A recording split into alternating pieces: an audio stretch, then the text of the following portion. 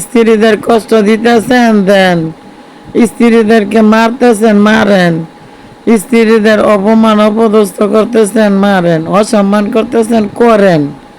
কিন্তু একদিন মনে রাখবেন, স্ত্রী যদি এসব অত্যাচার সহ্য করতে না পাইরা আপনার বিচারের ভারটা আল্লাহর উপর পুরোপুরি ছাইড়া দেয়, তখন মনে রাখবেন আপনার জীবনে শেষে ভয়াবহ পরিণতি অপেক্ষা করতেছে।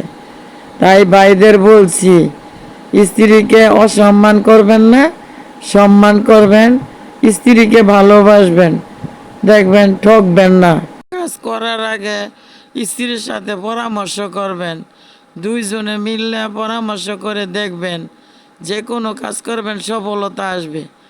আর যদি পরের কথায় কোনো কাজ করেন, ধ্বংস ছাড়া আপনার জীবনে কিছুই হবে না, মনে রাখবেন।